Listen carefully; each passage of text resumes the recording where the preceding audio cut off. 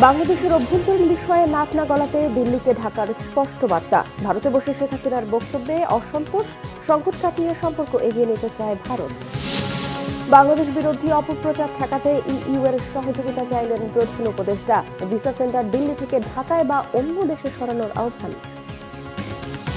খালেদা জিয়ার বিদেশে যাত্রা এবং তারেক রহমানের দেশে ফেরার বিষয়ে বিএনপিতে আলোচনা। আগামীকাল যুবদল, স্বেচ্ছাসেবক দল ও ছাত্রদলের আগরতলা অভিমুখে লং মার্চ। দুর্নীতিকে প্রশ্রয় দেওয়ায় শেখ হাসিনার পিয়ন 400 কোটি টাকার মালিক হয়েছিল বলেছেন আইন উপদেষ্টা। দুদকের জন্য অন্তর্বর্তী কমিশন গঠনের সুপারিশ টিআইবির। দেখছিলেন ক্রাউন সিমেন্ট সংবাদ শিরোনাম। এবারে বিস্তারিত।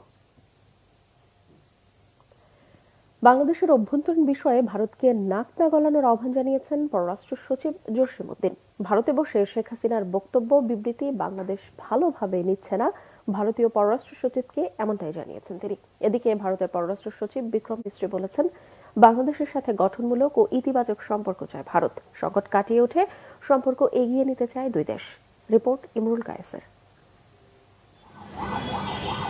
সোমবার সকালে ঢাকা আসার পরই শুরু হয় ভারতীয় পররাষ্ট্র সচিব বিক্রম মিশ্রির ব্যস্ততা। সকালেই রাষ্ট্রীয় অতিথি ভবন পদ্মায় বসেন বাংলাদেশের পররাষ্ট্র সচিব জসিম-উদ্দিনের সঙ্গে। বৈঠক চলে দুপুর পর্যন্ত। এরপর পররাষ্ট্র উপদেষ্টা তৌহিদ হোসেনের সঙ্গে পররাষ্ট্র মন্ত্রণালয়ে সৌজন্য সাক্ষাৎ করেন মিশ্রি। পরে কথা বলেন সাংবাদিকদের সঙ্গে। কোনো প্রশ্ন না নিয়ে বলেন সাম্প্রতিক বিষয়, ব্যবসা বাণিজ্য, জ্বালানি, ভিসা সেবা সহ বিভিন্ন বিষয়ে আলোচনা হয়েছে। অন্তর্বর্তী সরকারের সঙ্গে ঘনিষ্ঠভাবে কাজ করার কথাও জানান Vikram Misri.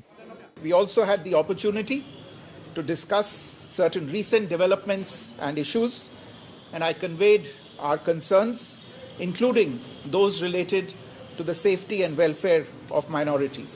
We also discussed some regrettable incidents of attacks on cultural, religious and diplomatic properties.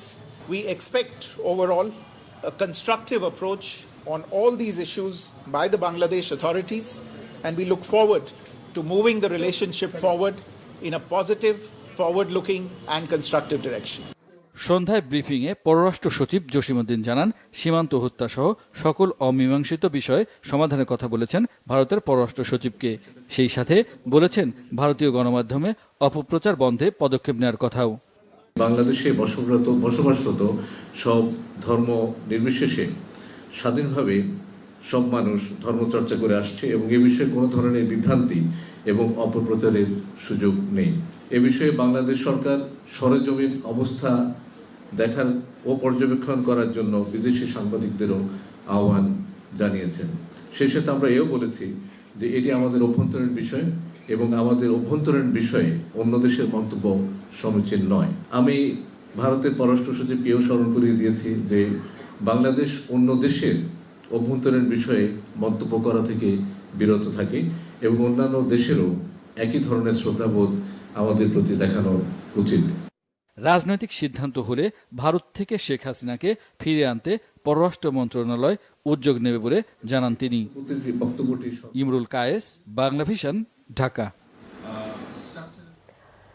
বাংলাদেশে কথিত হিন্দু নির্যাতনের অভিযোগ নিয়ে আবারও উদ্বেগ প্রকাশ করে এ বিষয়ে রাজনীতি না করার আহ্বান জানিয়েছেন পশ্চিমবঙ্গের মুখ্যমন্ত্রী মমতা বন্দ্যোপাধ্যায়। বিধানসভার অধিবেশনে বাংলাদেশ নিয়ে উস্কানিমূলক বক্তব্য না দেওয়ারও আহ্বান জানিয়েছেন তিনি।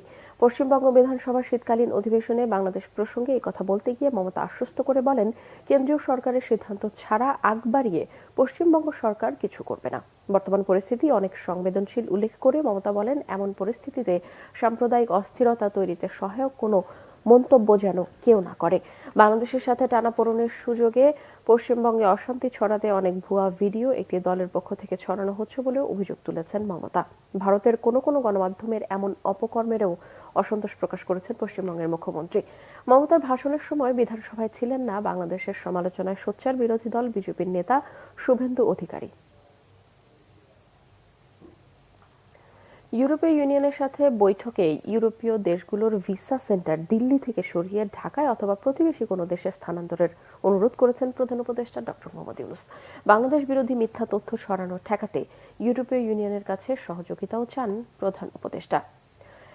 শেখ হাসিনা ও তার সহযোগীরা যে ব্যাপক টাকা পাচার করে নিয়ে গেছে তা দিয়ে দেশকে অস্থিতিশীল করার চেষ্টা করছে বলে অভিযোগ করেন প্রধান উপদেষ্টা। রকুনুজ্জামানের রিপোর্ট। সোমবার দুপুর 12টায় রাজধানীর তেজগাঁয়ে প্রধান উপদেষ্টার কার্যালয়ে ইউই কূটনীতিকদের সঙ্গে বৈঠকে বসেন অন্তর্বর্তীকালীন সরকারের প্রধান উপদেষ্টা অধ্যাপক মোহাম্মদ ইউনূস। 19 সদস্যের প্রতিনিধি দলটির নেতৃত্বে ছিলেন বাংলাদেশে নিযুক্ত ইউরোপীয় ইউনিয়নের head of delegation Michael Miller. বৈঠকে প্রধান উপদেষ্টা বলেন, ভারত বাংলাদেশিদের জন্য ভিসা সীমিত করায় অনেক শিক্ষার্থী দিল্লি গিয়ে ইউরোপের ভিসা নিতে পারছে না। এজন্য ভিসা অফিস ঢাকা অথবা প্রতিবেশী অন্য কোনো দেশে স্থানান্তরের প্রয়োজনীয়তা তুলে ধরেন। Bring this interim government to run the country until election is held and a new government is elected. So we are going through that process. But in the meantime, the excitement of the moment, after 16 years of repression and denial of all the rights, human rights and everything else, and also forced disappearances. নির্বাচন অনুষ্ঠানে সরকারের অঙ্গীকার তুলে ধরে চলমান সংস্কারের প্রয়োজনীয়তা ইউরোপীয় কূটনীতিকদের সামনে তুলে ধরেন প্রধান উপদেষ্টা। বাংলাদেশ বিরোধী অপতথ্য প্রচারণা রোধে ইউইর সহযোগিতাও চান তিনি। We had a campaign of misinformation, global campaign. It's a very powerful campaign, and we are starting to cope with that. That Bangladesh is calm, Bangladesh is going ahead with this mission and so on. It's not the kind of image this campaign is trying to give us, and the fact that you came also a message that is not too bad for everybody to come here. So you came and you have a discussion here. অন্তর্বর্তীকালীন সরকারের সংস্কার প্রক্রিয়ায় প্রধান উপদেষ্টাকে পূর্ণ সমর্থন জানান UE প্রতিনিধিরা। The European Union is committed to supporting Bangladesh's democratic transition the best way we can. As you know, Chief Advisor, we already enjoy rather broad relations. We do see strong potential for our partnership. পরে প্রধান উপদেষ্টার সাথে ইউরোপীয় ইউনিয়নের কূটনীতিকদের বৈঠক নিয়ে সন্ধ্যায় briefing করেন পরিবেশ ও জলবায়ু উপদেষ্টা সৈয়দা রিজওয়ানা হাসান। একটা প্রস্তাবনা আমাদের পক্ষ থেকে ছিল যে বাংলাদেশের নাগরিকেরা অনেক ইউরোপিয়ান দেশে যেতে গেলে ভিসার জন্য আবেদন করতে হয় দিল্লি থেকে। এটা অনেক সময় ঝামেলা হয়ে যায়। তাদের কাছে আমাদের একটা সুস্পষ্ট অনুরোধ ছিল যে তারা যেন এই ভিসা সেন্টারগুলো দিল্লি থেকে সরিয়ে অন্যত্র স্থাপন করে, যাতে করে এই মুহূর্তে যারা বাংলাদেশি শিক্ষার্থীরা ইউরোপের বিভিন্ন দেশে যাবেন কিন্তু বাংলাদেশে তাদের দূতাবাস নেই, তারা তো যেতে পারছেন না, প্রক্রিয়াটা বিলম্বিত হচ্ছে। রকুনুজ্জামান, বাংলা ভিশন, ঢাকা। অন্তর্বর্তী সরকারের প্রধান উপদেষ্টা ডক্টর মোহাম্মদ ইউনূস বলেছেন, পদককে কেবল প্রদানের মধ্যে সীমাবদ্ধ না রেখে সমাজ পরিবর্তনে বেগম রোকেয়ার সাহস, উদ্যম, কল্পনা শক্তিকে সবার মাঝে ছড়িয়ে দিতে হবে। আজকে যারা পাঠ্যক্রম প্রণয়নের দায়িত্বে আছেন তাদের রোকেয়ার মতো ব্যক্তিদের খুঁজে বের করে পাঠ্যক্রমে অন্তর্ভুক্তির তাগিদও দেন তিনি। সোমবার রাজধানীর ওসমানী স্মৃতি মিলনায়তনে রোকেয়া দিবসের অনুষ্ঠানে এসব কথা বলেন অন্তর্বর্তীকালীন সরকারের প্রধান উপদেষ্টা। বক্তব্যে প্রধান উপদেষ্টা সমাজ পরিবর্তনে বেগম রোকেয়ার আকর্ষণীয় ভূমিকা ও তার চিরন্তন প্রেরণার কথাও স্মরণ করেন। পরে দর্শকের সারিতে বসে রোকেয়া দিবস উপলক্ষে নারী শিশু মন্ত্রণালয় আয়োজিত মনোজ্ঞ সাংস্কৃতিক পরিবেশনা উপভোগ করেন প্রধান উপদেষ্টা।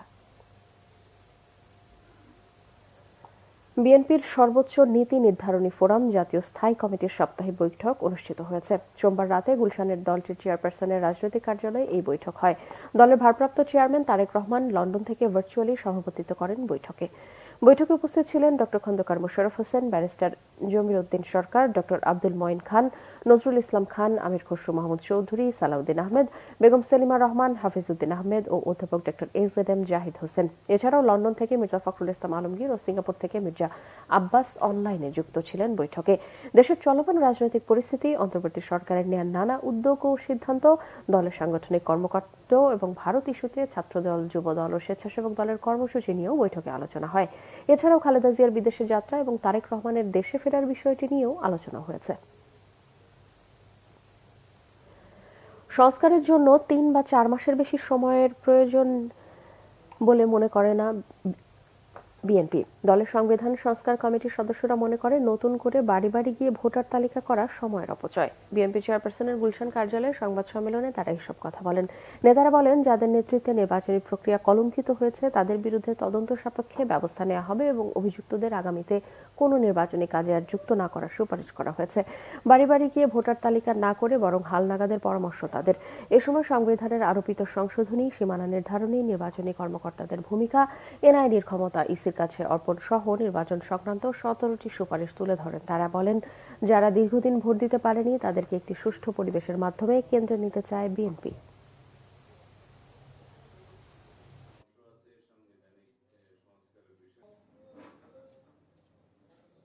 ভোটার তালিকা প্রণয়ন, যেটা আপডেট হালনাগাদ করা হয়, সেটার একটা নিয়ম আছে, বিধিও আছে। জানুয়ারির 2 তারিখে খুব সম্ভবত খসড়া তালিকা প্রকাশ করা হবে।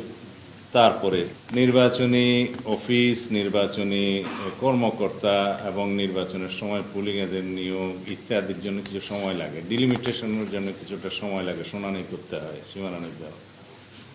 তারপরে যে কাজগুলো, এগুলো সবগুলো গোছাতে প্র্যাকটিক্যালি 2 থেকে 3 মাসের বেশি সময় লাগার কথা নয়। এখন সরকারের সংস্কারের আরও বিভিন্ন সাইড আছে, প্রশাসনিক সংস্কার আছে, জুডিশিয়ারি সংস্কার আছে, পুলিশ সংস্কার আছে, এগুলো সমন্বিত করে এটি নির্বাচন উপহার দিতে আমাদের মনে হয় না এটা খুব বেশিতে 3 থেকে 4 মাসের বেশি সময় লাগার কথা। এখন আপনি এই সংস্কার প্রস্তাবে যদি আপনি এমন নতুন কিছু নিয়ে আসেন যেগুলো মানুষের বুঝে উঠতে সময় লাগবে বা বোঝাইতে সময় লাগবে, তাহলে ভিন্ন কথা। আমরা যেসব প্রস্তাব দিয়েছি সেগুলোর প্রস্তাব মেনে নির্বাচন অনুষ্ঠানে খুব বেশি বিলম্ব হওয়ার কোনো প্রয়োজন হবে। ছাত্র জনতা যারা আজ পর্যন্ত যারা ভোট দেওয়ার সুযোগ পায়নি তাদেরকে কিন্তু আমরা অনির্দিষ্টকালের জন্য আমরা সেই অধিকার থেকে বঞ্চিত করে যদি রাখতে চাই, সেটা সঠিক হবে না। ঢাকা থেকে আগরতলা অভিমুখে লং মার্চের কর্মসূচি ঘোষণা করেছে বিএনপির 3 সহযোগী সংগঠন। জাতীয়তাবাদী যুবদল, স্বেচ্ছাসেবক দল ও ছাত্র দল আগামী বুধবার এই কর্মসূচি পালন করবে। নয়াপল্টনে বিএনপির কেন্দ্রীয় কার্যালয়ে সংবাদ সম্মেলনে যুবদলের সভাপতি এম মুনায়েম মুন্না এই কর্মসূচির ঘোষণা করেন। তিনি বলেন, ভারতীয় আগ্রাসন ও বাংলাদেশের বিরুদ্ধে মিথ্যা তথ্য সন্ত্রাসের প্রতিবাদে আগামী 11 ডিসেম্বর বুধবার থেকে আগরতলা অভিমুখে আখাউড়া সীমান্ত পর্যন্ত লং মার্চের কর্মসূচি পালিত হবে। সেদিন সকাল 8টায় নয়াপল্টনে জমায়েত হয়ে শান্তিপূর্ণ লং মার্চ শুরু হবে। গত রবিবার এই 3 সংগঠন ঢাকার বারিধারায় ভারতীয় হাই কমিশন অভিমুখে প্রতিবাদী পদযাত্রা কর্মসূচি করে। ভারত বাংলাদেশ মিশনে হামলা, বাংলাদেশের জাতীয় পতাকা অবমাননা, ভারতের মিডিয়ার বাংলাদেশের বিরুদ্ধে চলমান তথ্য সন্ত্রাস এবং বাংলাদেশের অভ্যন্তরীণ বিষয়ে অযাচিত হস্তক্ষেপ থেকে বিরত থাকার দাবিতে আগরতলা অভিমুখে এই লং মার্চ। অসৎ মানুষেরা ক্ষমতাবান হলে দেশ অনাচারে ভরে যাবে বলেছেন আইন উপদেষ্টা ডক্টর আসিফ নজরুল। তিনি বলেন, দুদক ও বিচার বিভাগ আওয়ামী লীগ সরকারের দাসে পরিণত হয়েছিল। এ কারণেই একজন বেহায়া প্রধানমন্ত্রীর পিয়ন 400 কোটি টাকার মালিক হয়েছে। রিশান নাসরুল্লাহর রিপোর্ট। আন্তর্জাতিক দুর্নীতি বিরোধী দিবস উপলক্ষে রাজধানীতে আলোচনার আয়োজন করে ট্রান্সপারেন্সি ইন্টারন্যাশনাল বাংলাদেশ টিআইবি। আলোচনায় আইন উপদেষ্টা ডক্টর আসিফ নজরুল আওয়ামী লীগ সরকারের সময়ের দুর্নীতির বিভিন্ন তথ্য জানিয়ে বলেন, দুর্নীতি যে খারাপ সে বিষয়টি সমাজ থেকে দূর করে দেওয়া হয়েছে।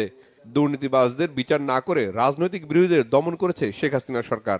আমরা গত 15 বছর দেখেছি, আমরা দেখতাম 100 টাকার বালিশ নাকি 4000-5000 টাকায় বিক্রি হচ্ছে।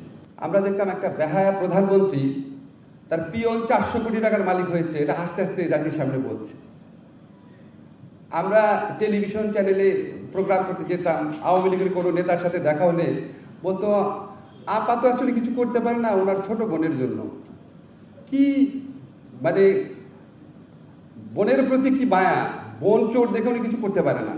বিভিন্ন জায়গায় আড্ডায় শুনতাম, শেখ হাসিনার ক্যাশিয়ার কি, রেহানার ক্যাশিয়ার কি, সালমান কার ক্যাশিয়ার, জয়ের টাকা কার মাধ্যমে যায়, পলক কার টাকা রাখে। দুদক তো ছিল, উচ্চ আদালত তো ছিল, কোনো বিচার হয়েছে? কিচ্ছু হয় নাই বিচার। বিচার কার হতো? খালেদা জিয়ার বিচার। আর সেই চোর প্রধানমন্ত্রী, যার পুরা পরিবার ছিল চোর, সে সারা দেশে বলে বেড়াত এতিমের টাকা নাকি খালেদা জিয়া আত্মসাৎ করেছে। এই চোরের মুখের সামনে কেউ কোনো কথা বলতে পারতো না। দুদক তার দাসে পরিণত হয়েছিল, বিচার বিভাগ তার দাসে পরিণত হয়েছিল। আলোচনায় টিআইবি নির্বাহী পরিচালক ইফতেখারুজ্জামান বলেন, দুর্নীতি দমন কমিশনকে কার্যকর করতে সরকার অন্তর্বর্তী কমিশন গঠন করতে পারে। এমন একটা পরিস্থিতি আমরা কথা বলছি যখন দুর্নীতি দমন কমিশন নেই, কারণ 3 জন কমিশনার পদত্যাগ করেছে, পদত্যাগ করতে বলা হয়েছে তাই তারা পদত্যাগ করেছে।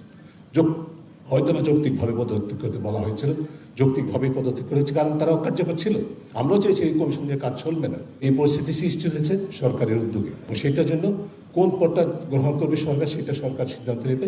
আমরা মনে করি অন্তত পক্ষে একটা অন্তর্বর্তীকালীন ব্যবস্থা গ্রহণ করা দরকার, যার মধ্যে দুদককে ন্যূনতম অপারেশনাল জায়গায় নিয়ে যাওয়া যাবে। দুদককে কিভাবে কার্যকর করা হবে জানতে চাইলে আইন উপদেষ্টা সাংবাদিকদের বলেন, দ্রুত সময়ে পূর্ণাঙ্গ কমিশন গঠন করা হবে। 6 মাসের জন্য নতুন কমিশনার নিয়োগ দিলাম, ওনাদের প্রস্তাবিত আইন অনুযায়ী আবার ওনাদেরকে বাদ দিয়ে আবার নিয়ে দিলাম।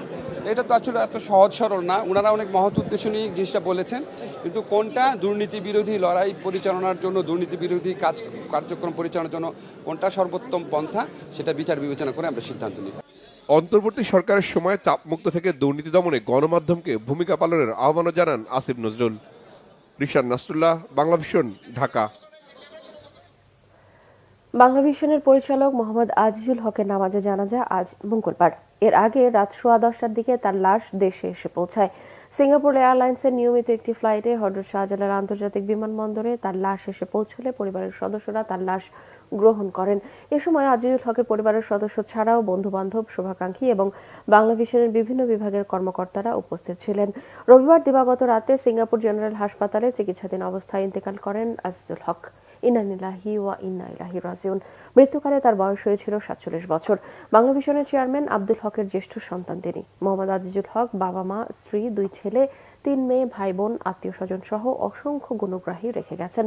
আজ মঙ্গলবার টিকাতলী জামে মসজিদে জোহরের নামাজের পর তার নামাজে জানাজা অনুষ্ঠিত হবে। পরে আজিমপুর কবরস্থানে চিরনিদ্রায় শায়িত করা হবে তাকে। মোহাম্মদ আজিজুল হকের মৃত্যুতে বিভিন্ন রাজনৈতিক দল, সামাজিক সংগঠন, ব্যবসায়িক নেতৃবৃন্দ এবং গণমাধ্যমের কর্ণধারগণ শোক জানিয়েছেন।